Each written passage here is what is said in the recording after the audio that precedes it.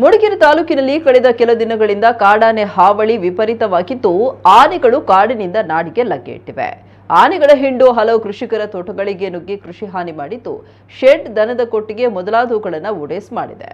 ಬೇಸಿಗೆ ಕಾಲದಲ್ಲಿ ನೀರು ಹಾಗೂ ಆಹಾರ ಹುಡುಕಿಕೊಂಡು ಆನೆಗಳು ನಾಡಿಗೆ ಲಗ್ಗೆ ಇಡ್ತಾ ಇದ್ದು ಕೃಷಿಕರು ಸಂಕಷ್ಟಕ್ಕೆ ಸಿಲುಕಿದ್ದಾರೆ.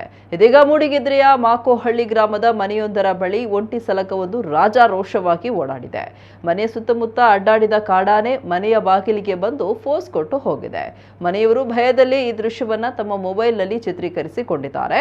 ಗ್ರಾಮದ ಜನರು ಆನೆಯ ಉಪಟಳ ತಡೆಯುವಂತೆ ಅರಣ್ಯ ಅಧಿಕಾರಿಗಳಿಗೆ ಮನವಿ ಮಾಡಿದ್ದು ಆನೆಗಳನ್ನ ಕಾಡಿಗೆ ಅಟ್ಟುವಂತೆ ಆಗ್ರಹಿಸಿದ್ದಾರೆ.